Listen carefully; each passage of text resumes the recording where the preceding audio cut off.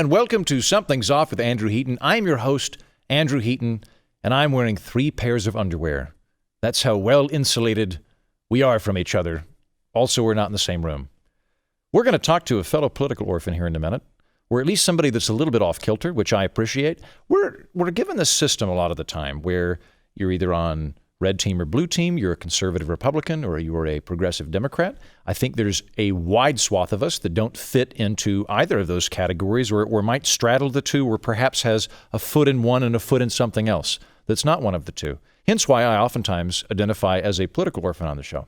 And I like being able to get into the mindset of other people to try and figure out where they're coming from, to see if there is a different constellation of ideas that we haven't previously seen. And we're going to do that here in a little bit with Colin. But before we do, we got to pay the bills.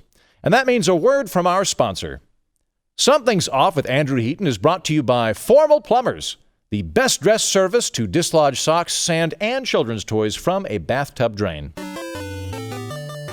You're an Italian plumber who for some reason lives in Japan or something. And you're determined to rescue a beautiful princess who is captured by a squat, pixelated toad monster. You can only do it by murdering turtles. Your brother, who is a slightly taller Italian plumber, says, "Hey Mario, why do we have to kill all these turtles?" "Shut up, Luigi," you say. Then you slide down a green sewer pipe into an underground layer to kill even more turtles. Uh-oh, sure are a lot of turtles down here. And not just that, there's an orchid that shoots fireballs. Oh great, a flower with napalm. Thanks, science. Great job. Fortunately, you're a pro. You eat a mushroom, which suddenly propels you through puberty to a body mass twice your previous size. You jump up and hit some bricks and money comes out. Why did people hide coins inside of stone boxes? Asked Luigi. "Shut up, Luigi," you shout. You hit another box, and a magical flower comes out, and you eat it. And now you can shoot out fire. Thanks, science. Over the next hour, you kill thousands upon thousands of turtles. By the end, Luigi is well behind you, shaken from all the carnage and dead reptiles, but not you. You've got your eye on the prize. After considerable distance, you climb up a flagpole and enter a palace. Oh no. That's when you find Bowser. You fight him, it's hard work, but after a few minutes, you kill him. And there, waiting in the wings at last, is the princess. "Princess," you say, "I have slayed thousands of turtles and killed the pixelated Toadman. Come with me to go back to either Tokyo or Italy, I'm not sure. Marry me." She takes one look at you and shrugs. Thank you, but I'm a princess and you're literally wearing overalls. I kind of dig the Freddie Mercury mustache, that's retro, but can't very well take a man in overalls covered in turtle guts to meet my kingly father, back in whichever country this is. And so you go back to being a plumber, and she disappears into the seedy world of anime. Guess you should have joined Formal Plumbers when you had the chance. Formal Plumbers hires only the snappiest dressers and most elegant toilet experts to unclog drains and tighten loose pipes. If your S-curve has come loose and water's gushing out of the sink so hard it's striking the ceiling and maybe even risking an electrical fire, you can be sure that Formal Plumbers will send over a man in a tuxedo to fix it. And while he does, he's going to look good. Formal Plumbers.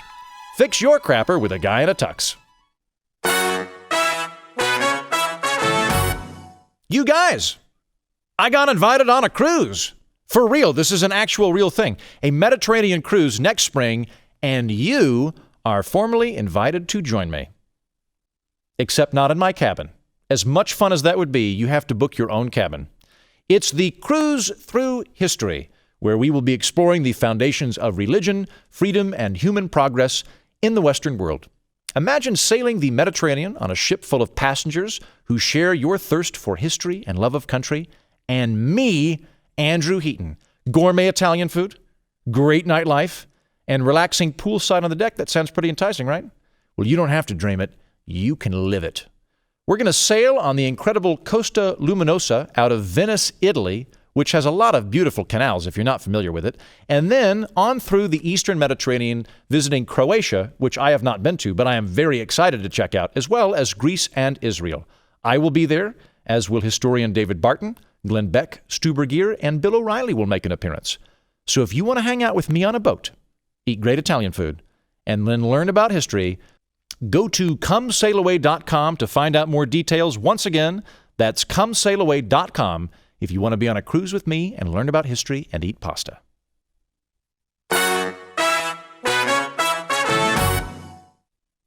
Before I bring on my guest, I would like to regale you with a little bit of Travels with Heaton, partly in an effort to convince you to go on that boat with me, but also because I enjoy telling these stories.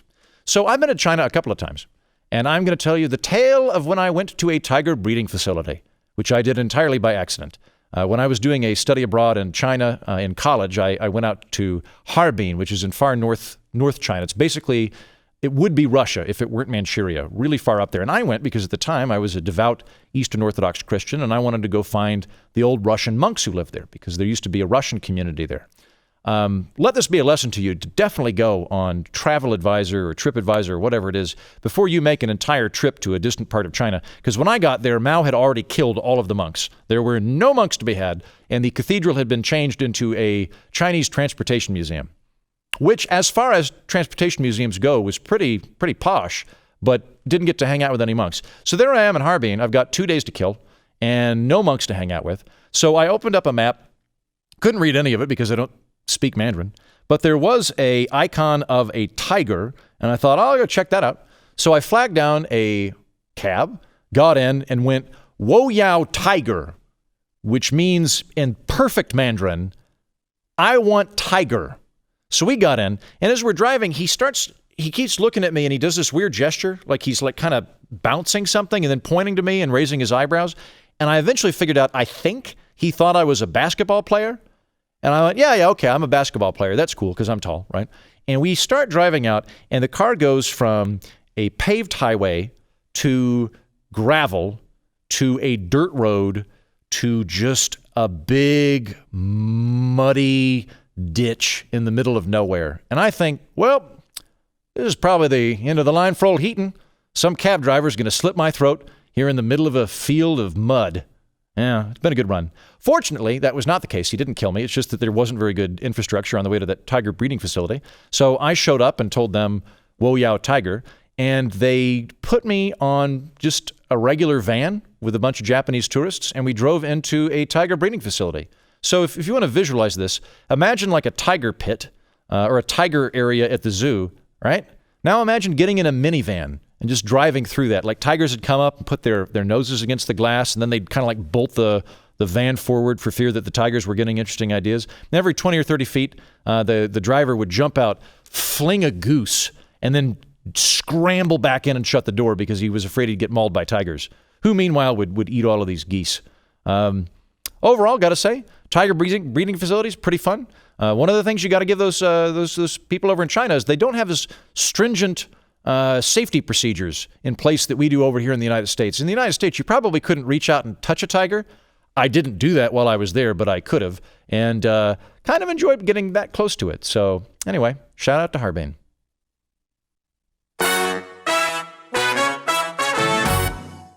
My guest today is Colin Mortimer. He is the executive director of the Neoliberal Project, and I don't know what that means. But I follow him on Twitter, or rather I follow the Neoliberal account on Twitter, and I like a lot of the stuff they do. And I am curious as to what this term neoliberal means. Am I one? I might be. I don't really know. But maybe Colin will be able to point us in the right direction. Colin, thank you for coming on the program.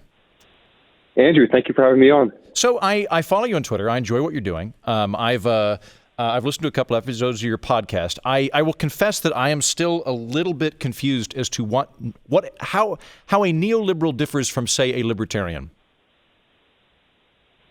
So funny enough, we did an episode last week with the Cato Institute. With Caleb Brown? Question. Yes, with Caleb Brown. They were wondering the same exact thing. Yeah. And I don't want to speak for what Jeremiah said in that episode because I haven't listened to it yet. But I think the differences between a neoliberal and a libertarian are distinct yet subtle. I I think one of the most important things is the way we value liberty. Libertarians, I have found generally, or at least in the mainstream, that they value liberty in the first order. That they say we want things on its face to be the most free. Mm-hmm. Okay. And sometimes what we have found is that the result of that is not the most freedom. Take, for example, healthcare.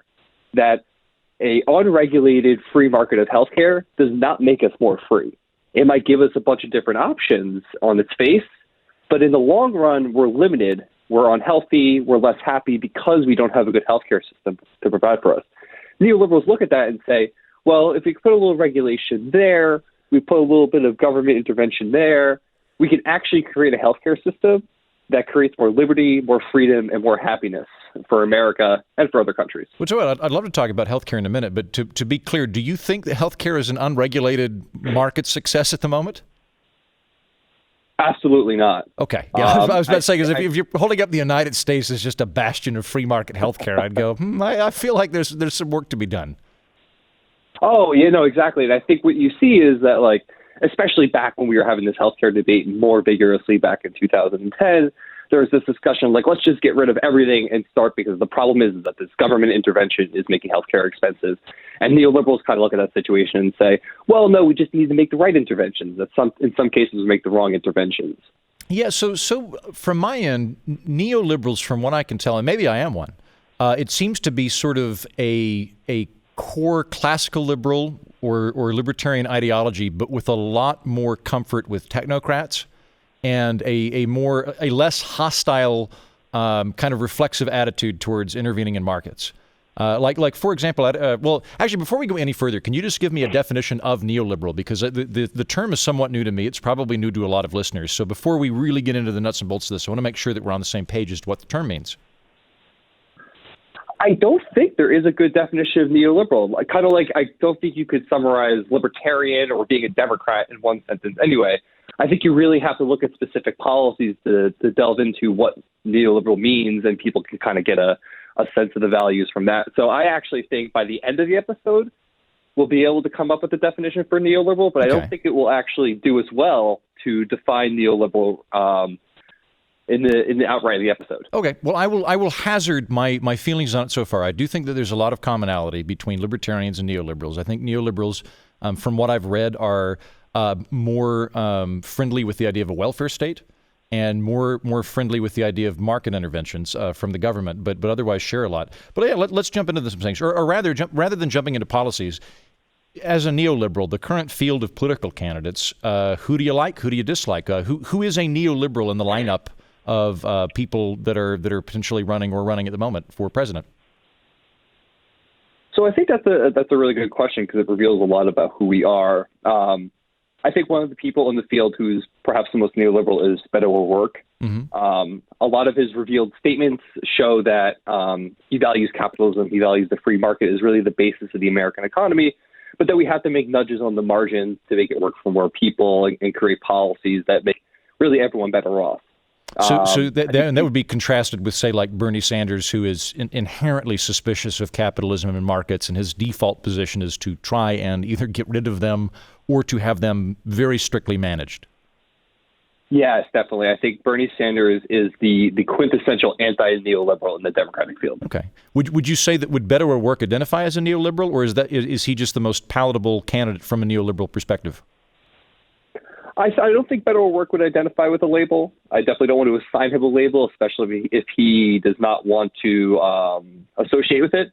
But I think if we sat down and we explained what we believe in, he would say, yes, that sounds pretty close to what I believe in as well. Okay. So far, markets are good, but you want to have regulations around the edges to make them run more efficiently, to avoid market failure, that kind of thing? Yeah. Okay. All right. What about, say, like Justin Amash? Now, granted, he's not running for president, but there's talk that he might run as a libertarian or potentially do a primary challenge against President Trump and the Republican Party. Like, how would you see him? I like Justin Amash. I definitely feel that he's probably too libertarian for me. Mm-hmm. But when you evaluate Justin Amash on individual stuff that he agrees with, I think because now the general public is learning who Justin Amash is in the past few days over the impeachment comments, you see how like wildly all over the place his voting record is, and nobody can exactly pin down what his ideology is because the general public, an actual libertarian is such a foreign concept. Yeah. So yeah, like some of the stuff. You like markets and gay people? How does that even work? Exactly. Yeah. Yeah, fair enough. Yeah, I think Justin Amash here and there is great. Here and there, I wish he would be a little bit more pragmatic. He's definitely not a neoliberal, but I think more of him in the Republican Party would definitely be good progress. Oh, I would love that. I've said for a while, I think that I don't really thinking of the Republican and Democratic Party as a party is that useful. It's a coalition in both instances. And with the Republicans, I would love for the Libertarians to have more of a force there. And I would also love for the kind of intelligentsia moderates a la Jeff Flake to have a rise up. And I would, of course, like to smother the populists and just get them out. Which brings me to my next question. For neoliberals, I look at kind of my vantage point as an independent who leans libertarian or as a classical liberal. Maybe I'm a neoliberal. I want a government that is not intervening much in markets or social lives. So for that reason, say like populism really irritates me because it tends to have this kind of nationalistic flavor to it, and it's the sort of reactive thing. There's not I don't find a lot of ideological nuts and bolts in populism. It's more just sort of emotional bellicosity, and a lot of the time it's willing to mess with markets or to try and keep out immigrants or whatever. It's kind of across the board. There's not a lot that I have in common with, say, like a Jeff Sessions type character. If you're a neoliberal, what is the sort of diametric opposite of you in terms of your politics? I think the diametric opposite to us probably doesn't exist in America in politics. Okay. And I've actually found this to be a problem sometimes because I can almost in every single politician find something I like. And I'll be like, yeah, like even though this person's generally terrible, these interesting facts. Oh, Colin, you're screwed, man. You got to pick a team to hate. That's how you get ahead of these things. You got to like have like a banner, like a sigil that you can march behind and like get all the the drums thumping and then really hate the other team. If you're going with like emotional maturity and nuance, my friend, I'm not. Good luck with that. Yeah, who wants nuance nowadays? Yeah, if Bernie Sanders were a social conservative, I think that would be the antithesis to my beliefs. Yeah, me too. I would say, and we used to have that in American politics. I mean, like I think, who's the populist candidate that ran on the silver standard ticket around the turn of the century? I can't remember his name off the top of my head. He's in Inherit the Wind, and he Scopes Monkey Trial and all that. But he was like that. He was basically a Christian socialist. And by that, I mean he wanted a government which was actively socially conservative, and he also was more or less a socialist or had these sort of collectivist ideals. And so, religiously conservative Bernie Sanders would be a good way of putting it. And I'm glad that is not a thing in American politics right now, although I do feel like it's kind of making a comeback. Although it's not really identifying it the way you and I would, but that kind of that sort of populist zeal, I think, has a touch of that to it. What about like say centrists or centrism? Like how does that square up with neoliberals? So that's actually a evolution I've really gone through in the past 2 years. So the Neoliberal Project formally is less than a year old, but the underpinnings of what we've been doing are approximately 2 years old. Centrism is an interesting idea because it differentiates greatly from what we're doing. You would think neoliberals are moderate, but neoliberals just happen to be moderate. If the political arena were to shift, let's say everyone moves drastically to the left tomorrow, neoliberals would still be where we are, but we wouldn't be centrist anymore. Right. Centrist would be something else. So I think it's important to distinguish that our views are not – hold on 1 second, sorry. Our views are not relative to what anyone else's views are. Sure. We come up with our own policies because we believe in those policies. Centrists believe in what they believe in because they like to try to find a middle ground between the two parties. So while we might align with centrists today, we might not align with centrists in a year, 2 years, 10 years. Yeah, I think that's fair, and a fairly good knock against centrism. I mean, it depends what we're saying. Like, I tend to make a distinction between moderates and centrists. When I say moderate, what I mean is someone who is open to the possibility they're wrong and generally inferring good intentions on behalf of political opponents. And in that capacity, I'm a moderate. However, I feel like a centrist is someone that's just trying to get to the sweet spot between two polar sides. So like a centrist way of approaching the minimum wage would be, okay, well, libertarians don't want a minimum wage, and Bernie Sanders wants $82 an hour. We'll meet in the middle. And I like that. Or if you were to go way back, say like slavery, and I'm not saying centrists favor slavery, but like a centrist ideological take would be, well, we'll free some of the slaves, or what, you can't be a slave after age 30, or something like that. It's like there are situations in which, nope, flat out no, there shouldn't be that. Although I'll agree with you, I think it's kind of a weird position in that I feel like at this point in American politics, I am probably in the center, which is not something that I would have said 3 or 4 years ago. But by virtue of where the political parties are and how polarized they themselves are getting, a lot of us that weren't really aiming to be in the middle have kind of wound up there on a lot of issues. Yeah, I mean, 5 years ago, I would have been squarely in the mainstream of the Democratic Party, and increasingly, I'm being pushed to that fringe on the right side of it. Mm-hmm. What's pushing you there? Like, are you an independent? Are you a registered Democrat? I think I am a registered Democrat. I might be an independent. I switch frequently. Okay. But I think the shift is really occurring that the media has really taken a liking to this fringe side of the Democratic Party. Mm-hmm. And because people don't really hold salient, firm political views, I think the Democratic base is also shifting with that as they see this media attention turn to these people. So do I think the Democratic Party is doomed to this like very far leftward surge? No, but I think on the margins of a lot of policies, we're going to see that leftist populist ideals are going to become increasingly mainstream. Yeah, I do think the fringe is well, I think the fringe is always louder. So like right now, we've done a few programs looking at where the United States is in terms of, just sort of proportionality of ideas and that kind of thing.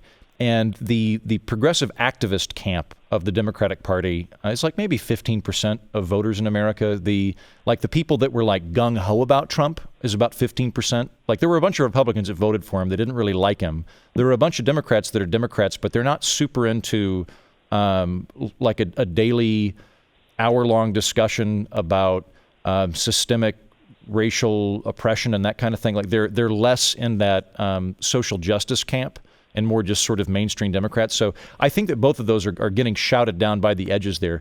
I would, when I looked at that, the test that I looked at, the Pew test, when it came out, would kind of put me towards, like Pew would have identified me as a Reagan Democrat, which I found interesting because it was like, yeah, broadly speaking, I'd prefer some of these Democratic policies over the current Republican Party, which has gone populist. But at the same time, I'm not into identity politics at all, and I think political correctness has gone too far. And those are the things in the Democratic Party. That and the nascent rise of socialism, which kind of would push me away from that orbit.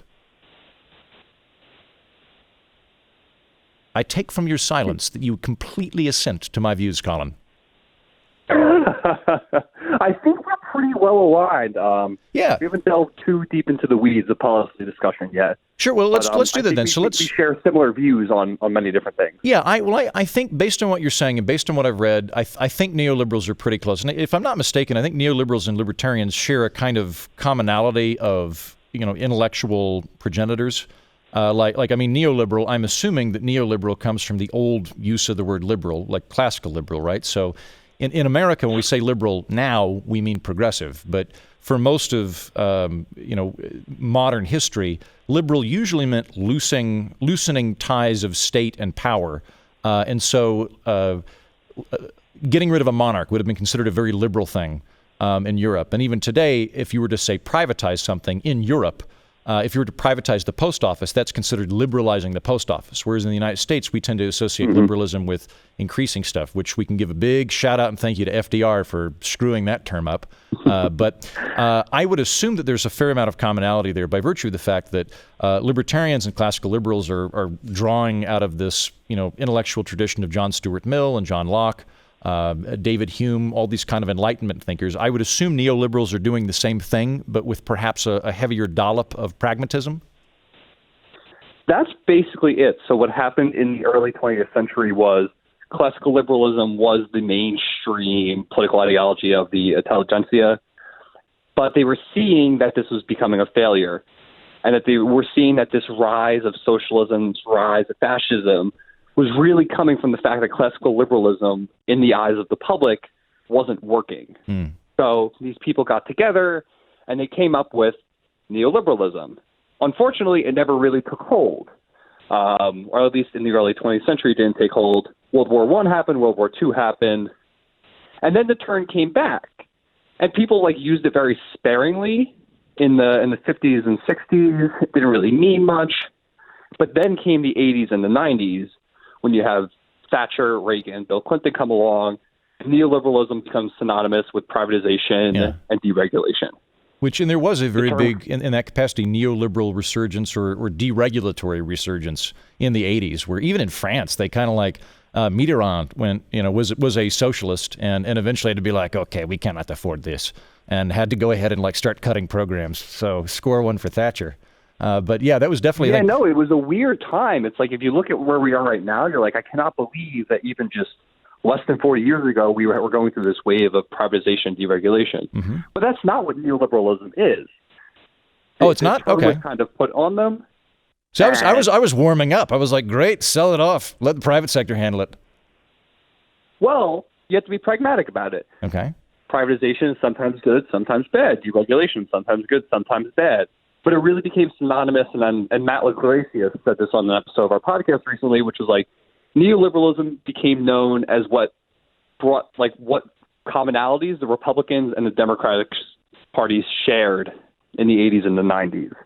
So Bill Clinton and Reagan both liked privatization, deregulation, and that became neoliberalism. Okay. Then the term kind of became known as moderate Democrats, especially in the 2016 election. Hillary Clinton was a neoliberal, even though she wasn't advocating for any of those things. So we're really taking the term, putting it back on the original definition that came up with in the early 20th century, and then kind of riffing on the pejorative use of the word that was really placed on Hillary Clinton in 2016. We're saying yeah, we're moderate Democrats and we're neoliberals. Deal with it. We're going to embrace the term instead of shy away from it. I think that you're on the right track to use the term neoliberal over moderate Democrat. I find that it's very difficult to get people excited about the term moderate. Not very easy to corral moderates, or to get people moderate's just not sexy. The term radical, that's a sexy term. You could be a radical moderate maybe, but if it's just we're thoughtful moderates. No, that it's harder to do. Neoliberal, conversely, neo sounds cool and new. Liberal has various connotations depending on how you look at it. So from a branding perspective, that would make sense to me. Now, do you automatically align with moderate Democrats, or are there Republicans that you would? You mentioned Reagan a minute ago. Are there neoliberal Republicans?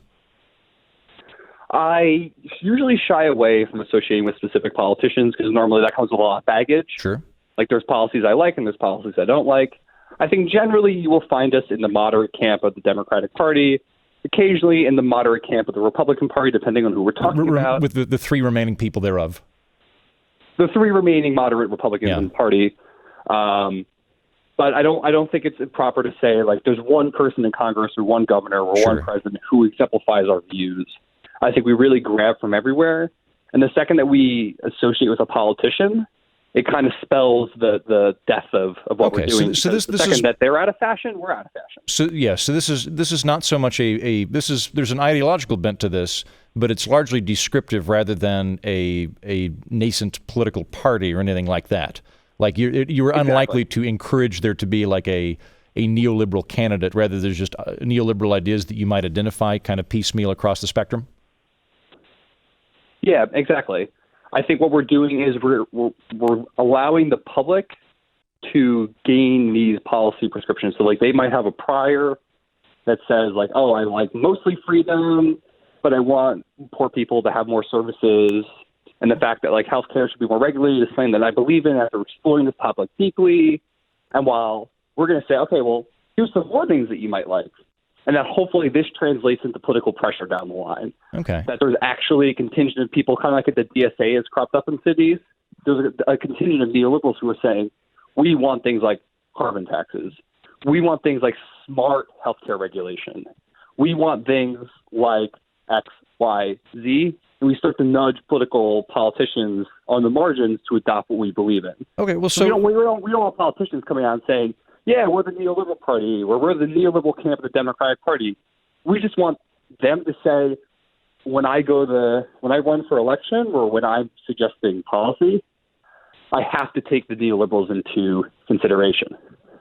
Well, I would like all of that, and the things that you just mentioned sound appealing to me as well. However, my initial response is it kind of sounds like the ideology is just be smarter, which is a hard thing to actually nail down. So if you were brought into the strategy wing of the Democratic Party, or alternately if you were coming to hang out with President Trump or something like that, what are the policy prescriptions from a neoliberal perspective that you would want to see pushed? Can you repeat that question? I'm sorry. So let's say you get a national platform. You're now an advisor to the president, or you're an advisor to Beto O'Rourke, or whoever it is that you think would be a good. I'll back up. What are the policy positions that you would like to see happen? Like what are the changes and reforms that a neoliberal would like to see take place? I think probably one of the most important things that we would like to see is a carbon tax for two reasons. One, we believe that the environment is an important issue and that we're not doing nearly enough to combat climate change. Mm-hmm. Second, we want to head off these more radical policies like the Green New Deal that are cropping up. And unless we do something, the result is going to be that we're going to institute something like the Green New Deal. Like, not only do we think that's bad policy, we don't think that's going to actually help stop climate change. Mm-hmm. Yeah. So well, because the whole company will be, or the country will be economically crippled and everything else. Yeah, I think the Green Deal goes a bit far. Exactly. But it's like there's this huge surge of energy within the Democratic Party to start doing climate action. But the people who believe in climate action don't necessarily have a specific policy prescription. They just say, we want change. Yeah. So unless we are out there putting policy proposals that say, look, you have problems with the Green New Deal. You know you do. But you want change. Here is a policy that will change the environment for the better, do good, and not cripple the economy. Sure. And I'm for that, actually. We had a program, we had a two-parter about a month ago now on climate change. I had Jerry Taylor from the Niskanen Center, who you're probably familiar with, and then I had Stu Beer from The Blaze the following day. And I'm like, okay, so far I'm warming up to this. Talk to me about healthcare. What would you like to see happen in healthcare? I mean, that's a really hard question, and that's funny enough, like the area I know the most about. Okay. It's like, I have no idea. Healthcare is so hard. It is, and props to you for pointing that out, by the way, because I feel like healthcare is a tremendously complicated policy field. And I find that when people have like a one-phrase solution to it, they usually don't know what the hell they're talking about. So if, for example, I have friends that in New York who will say, like, we need single-payer healthcare. And I'm like, okay, well, do you mean like the UK or do you mean like Canada? And they're like, it just doesn't matter, whatever Europe's doing. And I'm like, well, Germany's not single payer. Germany is basically Romney care. They've got like 40 different competing insurance companies and they can do it across state lines, but you can't be dropped even if you lose your job. So it's basically Romney care. And like Singapore, which is probably the model that I would be most inclined to champion, would be a fairly free market model, but there'd still be sort of catastrophic healthcare insurance that'd be provided by the government, and there'd be clinics and things. But for the most part, the day-to-day interactions you have with your doctor, you'd be paying out of pocket. So there would be an incentive to lower prices. But point is, hats off to you for not just having a glib, pithy, one-sentence answer, because I do think it's a very complex field. Exactly. I think the most important thing people need to realize with reforming our healthcare system is whatever we do, there are going to be incredible trade-offs. So like right now, if you are an employed person, the healthcare system works pretty well for you. That if your employer gives you health insurance, you basically just have to meet your deductible, and then healthcare is basically free. It's not going to cripple you. It's not going to send you into bankruptcy for the most part. Mm-hmm. But that's not working for other people. If we were to do Medicare for all and let's say abolish private health insurance would be more equitable.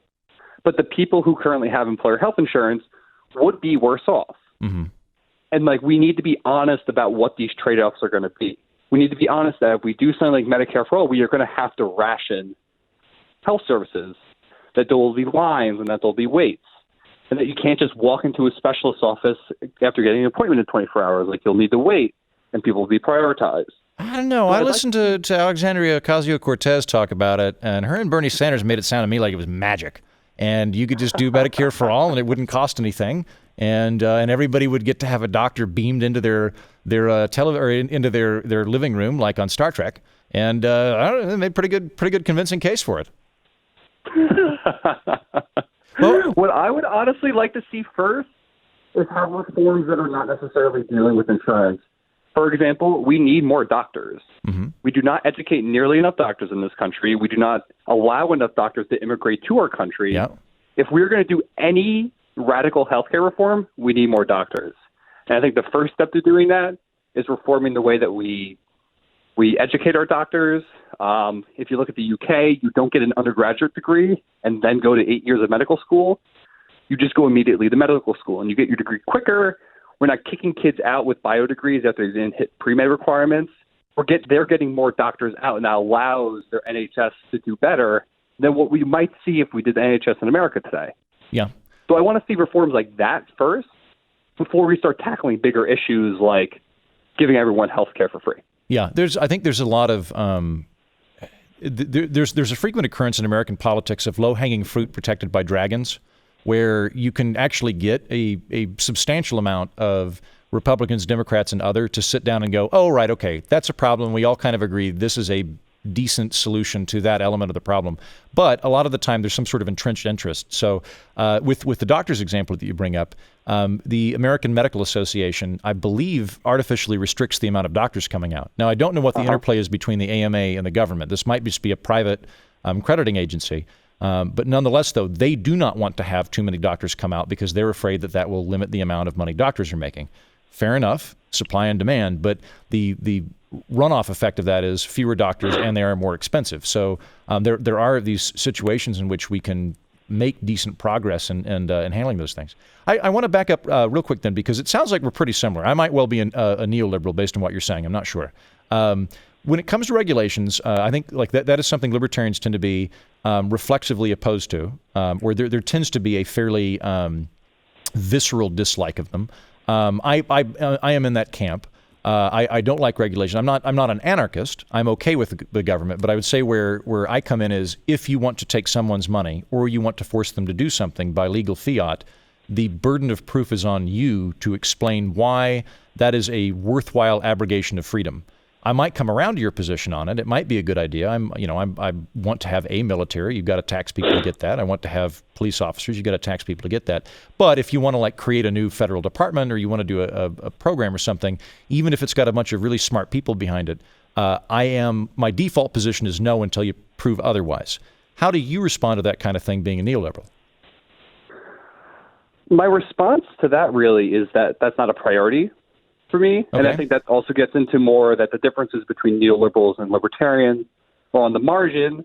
And it's more a question of priorities. What do you want more? What do I want more? Okay. So when someone suggests a new federal department and new regulations, my thing more is I have a passion for getting policies out that are smart. And that if the Department of Education is going to do some new regulations, I might have an opinion on that. I might like it. I might not like it. But that's probably not a priority on my list of things to be concerned about. That the federal government might be too big. It might be too small. I don't know. I don't know the answer to that. I don't think about it that much. I'm more concerned about let's get policies out that work. Let's get policies out that are going to help America and do good by the most amount of people as possible. Okay. All right. Well, that's all the time we've got for today, Colin, but I enjoyed talking to you. I wish you the best with the Neoliberal Project. I think there's some cool stuff there. I would love for your take and thoughtfulness to become ascendant in the Democratic Party. That would be a lovely alternative to the aforementioned elements that I find rather distasteful and or disastrous. So if you could say replace Bernie Sanders with you, I would be very much in favor of that. But I enjoyed talking to you. Thank you very much. Yeah, Andrew, thank you for having me on. This was a great discussion. I hope to continue another time. Sure.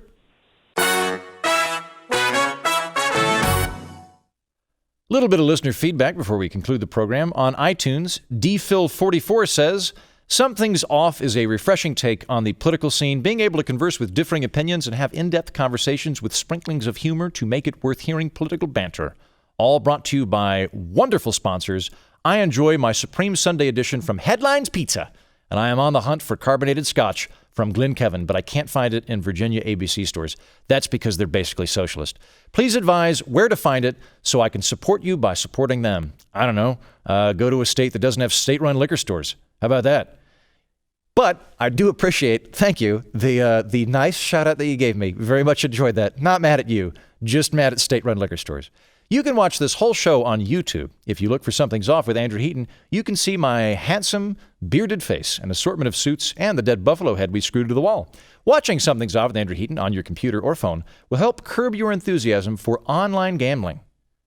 At least until I tell you that I always bet on the place 7 or place 9 when the moon is in the 7th house and the online robot dealer seems drunk. So go to YouTube and start watching full episodes. I look like I'd make a reasonably cool pirate, the kind who still has all his limbs and therefore makes safety videos for other pirates. Remember, you can always tweet me at Mighty Heaton or Facebook me at facebook.com/Mighty Heaton, or even email me by subscribing to my newsletter at mightyheaton.com and just replying when I send it out on Fridays. Finally, please subscribe, rate, and review this podcast. That helps other people discover this here political orphanage. Thank you, and good day.